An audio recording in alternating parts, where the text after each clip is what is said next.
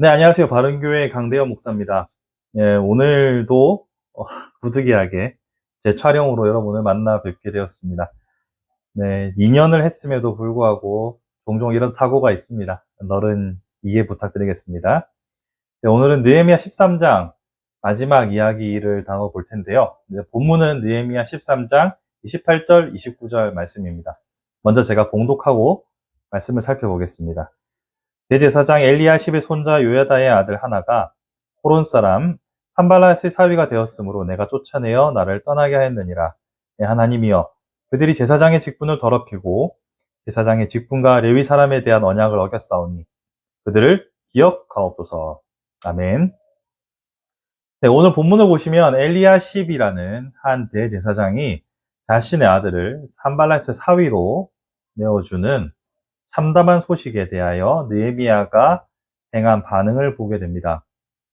오늘 먼저 본문의 배경을 살펴보시게 되면 느헤미야가 그에게 맡겨진 사역을 마치고 시간이 어느 정도 흐른 다음 무슨 일인지 모르겠지만 바벨론으로 잠깐 다녀오는 공백기가 있음을 알게 됩니다. 본문 13장에 보시면 바벨론에 며칠 묵었다가 온다고 하지만 사실 가는데 4개월, 오는데 4개월이니까 한 1년 정도의 공백기가 있었다라고 보겠죠. 근데 처음 느헤미야가 시작될 때 느헤미야가 예루살렘의 소식을 전해 듣고 그가 움직이기로 결심했던 것처럼 이번에도 바벨론에 가 있는 동안 예루살렘에 뭔가 심상치 않은 움직임이 있다라는 소식을 듣고 즉각적으로 돌아오게 됩니다. 그때 그 소식이 바로 13장 초반부부터 오늘 본문에 이르기까지 나타나고 있는 여러 가지 죄악들인데, 그들의 죄악을 보면, 다시 말해서 이스라엘 백성들의 죄악을 보면 보고된 바에 따라 이방인과 교류하고 이방인과 결혼의 관계를 맺고, 레위인들은 전혀 돌아보지 않고 안식일도 지키지 않고 자기 멋대로 살아가는 이스라엘 백성들의 소식을 듣게 됩니다. 거기에다가 정점이 바로 대제사장 엘리야십이 자신의 아들을 산발랏, 호론 사람 산발랏의 사위로 내어주는 이 결혼의 교류가 있는 것을 정점으로 이야기가 종결됩니다. 산발랏이 누굽니까? 단순히 이방인이 아니라 느헤미야의 사역을 방해했던 산발랏과 도비아에 나오는 바로 그 산발랏이지 않습니까? 그런 원수인 이방인과도 교류하고 있는 일반인도 아닌 대제사장을 보여주면서 죄악의 심각성을 우리에게 잘 보여주고 있습니다. 그런데 지금 이스라엘 백성들이 짓는 죄들을 살펴보시면 어떤 죄를, 신박한 새로운 죄를 지은 게 아닙니다. 이전에도 지어왔던, 이전에도 계속 있었던 죄의 문제들이 다시 드러난 것뿐입니다. 느헤미야 10장 29절부터 31절을 보시면 이스라엘 백성들은 저주의 언약으로 이러한 죄들에 대해서 한번 언급한 기록이 있습니다. 한번 보실까요? 느헤미야 10장 29절부터 31절까지를 제가 읽겠습니다. 다 그들의 형제 귀족들을 따라 저주로 맹세하기를, 우리가 하나님의 종 모세를 통하여 주신 하나님의 율법을 따라 우리 주 여호와의 모든 계명과 규례와 율례를 지켜 행하여 우리의 딸들을 이 땅 백성에게 주지 아니하고 우리의 아들들을 위하여 그들의 딸들을 데려오지 아니하며, 혹시 이 땅 백성이 안식일에 물품이나 온갖 곡물을 가져다가 팔려고 할지라도 우리가 안식일이나 성일에는 그들에게 사지 않겠고 일곱째 해마다 땅을 쉬게 하고 모든 빚을 상감하리라 하였고. 왜 이런 저주로 맹세하는 언약이 나오겠습니까? 그들이 이러한 일들을 이러한 죄들을 지어왔기 때문에 이런 언약을 맺었죠. 자, 그런데 이런 저주의 언약을 맺었음에도 불구하고 느헤미야가 사라지자, 느헤미야가 잠시 자리를 비우자 이 죄의 모습들은 다시 그들 안에 나타납니다. 어떻게 보면 리더의 부재가 낳은 결과라고도 볼 수 있겠지만, 요즘 친구들의 표현으로 하면은 억제기가 사라지자 바로 이전에 지었던 죄의 습관들, 본성이 그대로 올라오는 것을 보게 됩니다.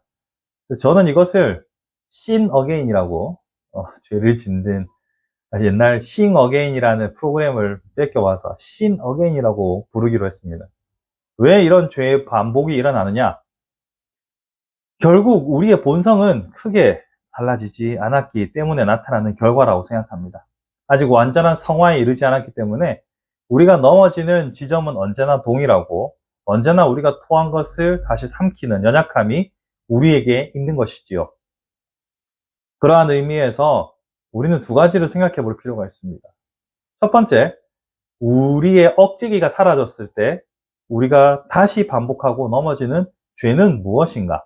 두 번째, 그렇다면 이렇게 죄를 짓지 않도록 만드는 억제기는 무엇인가를 생각해 보려고 합니다. 먼저 여러분들이 반복해서 짓는 죄는 어떤 것들이 있나요? 여러분이 늘 회개기도하는 제목들을 생각해 보시면 회개기도가 맨날 거기서 거기라는 것을 알게 되실 겁니다. 우리가 특별히 새로운 죄들을 창의적으로 짓진 않아요. 늘 반복하는 회개기도 제목들이 같이 올라옵니다. 그런 의미에서 우리가 반복적으로 짓고 있는 이 죄들에 대해서 경각심을 가지고 하나님의 도우심을 구하고 하나님의 은혜를 구하는 것이 참으로 중요하다고 생각합니다. 여러분들은 모르시겠지만 오늘 예배 때 불렀던 찬송가 214장이 바로 그러한 우리의 간구를 담고 있습니다. 214장 3절을 보시면 내 힘과 결심 약하여 늘 깨어지기 쉬우니 주 이름으로 구원의 날 받아주소서.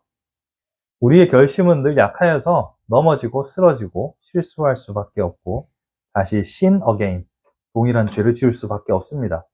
그렇기에 우리의 연약함을 인정하고 자주 넘어지는 죄에 대해서 바르게 인지하여 성령님의 도우심을 구하는 것, 이것이 우리에게 요구되는 자세라고 생각합니다. 아울러서 생각해 볼 것은 제가 우리 죄의 억제기가 무엇인가에 대해서 한번 이야기해 보자고 했죠. 여러분의 죄의 억제기는 무엇입니까? 만약 여러분의 죄의 유혹이 있을 때 여러분들을 죄로 빠지지 않게 만드는 것이 과연 무엇입니까? 어떤 사람에게는 남들의 시선일 수도 있고 어떤 사람들에게는 가족일 수도 있고 어떤 사람에게는 말씀일 수도 있고 여러 가지 개인마다의 억제기가 있을 겁니다. 근데 자신이 죄를 지을 순간에 스스로 결정적으로 자신을 막아주는 그 요소들을 생각해 보면 하나님이 아닌 그 모든 것들은 언제나 여백이 있습니다. 완벽할 수 없습니다. 만약 다른 사람의 시선이 우리의 죄를 가로막는 것이라고 한다면, 평판이라고 한다면 남들의 시선이 없을 때 우리는 동일한 죄에 얼마든지 유혹에 넘어갈 수 있습니다. 또한 그것이 만약 하나님이라면 그 무소부지한 하나님 앞에서는 죄의 유혹이 공백이 생기기가 어렵겠죠. 그런데 그 모든 것을 떠나서 우리의 관심이 돌아서는 것이 가장 중요합니다. 여러분, 억제기가 중요한 게 아니라 내가 어디에 있는가, 어떤 방향으로 가고 있는가가 중요합니다. 코끼리는 생각하지 마라는 책이 요즘 한창 유행인데요. 여러분 만약 코끼리를 보지 마, 코끼리 생각하지 마 라고 한다면 여러분들 머릿속에 지금 코끼리 말고 다른 어떤 동물도 생각나지 않을 겁니다. 마찬가지로 우리의 죄악의 문제에 있어서도 우리가 우리를 스스로 통제하는 억제기가 무엇인가를 막 찾는 게 아니라 우리의 시선이 하나님께로 온전히 옮겨지면 우리의 관심이 하나님의 은혜로 옮겨지면 죄의 문제들은 생각이 안 납니다. 내가 죄의 문제를 극복해야지, 이겨내야지, 유혹에 빠지지 말아야지 힘과 결심 약하다니까요. 그런 힘과 결심에 계속 집중하면 코끼리는 생각하지만 하는 것처럼 그 죄를 계속 생각하게 됩니다. 그 죄를 계속 떠올려요. 그러니 차라리 우리의 관심이 다른 곳으로 돌아갈 수 있도록 억제의 길을 찾는 것이 아니라 하나님께로 우리의 관심이 돌아가고 하나님의 관심이 나의 관심이 될 수 있도록 하나님의 생각과 우리의 생각의 싱크를 맞출 수 있도록 하나님의 은혜를 구하는 것, 그것이 지혜입니다. 그렇게 지혜를 구하지 않으면 우리는 계속 같은 죄에 넘어지고 같은 죄로 회개하고 같은 죄로 괴로워하게 될 것입니다. 그렇기 때문에 우리는 우리의 시선의 방향성을, 우리의 사고의 전환을 하나님의 도우심을 따라 구해야 합니다. 코끼리는 생각하지 마. 라고 할 때 코끼리를 떠올리는 것처럼 그 죄를 짓지 마 하면 그 죄만 생각납니다. 오히려 하나님께서 무엇을 기뻐하실까? 내가 무엇은 선한 일들을 하여서 하나님께 영광을 돌려드릴까? 이미 구원받은 자로서 어떤 선한 일을 할 것인가를 더욱더 집중할 수 있는 지혜가 필요합니다. 말씀을 정리해 볼까요? 이스라엘 백성들이 조금의 빈틈, 느헤미야가 자리를 비운 조금의 빈틈이 생겼을 때 또다시 지었던 죄들을 지었습니다. 여러분의 빈틈에서는 어떤 죄가 반복되고 있나요? 그 죄에 집중하지 마시고 하나님께 집중하여서 선한 일을 도모할 수 있는 저와 여러분이 되기를 간절히 바라봅니다. 한 주간도 승리하십시오. 감사합니다.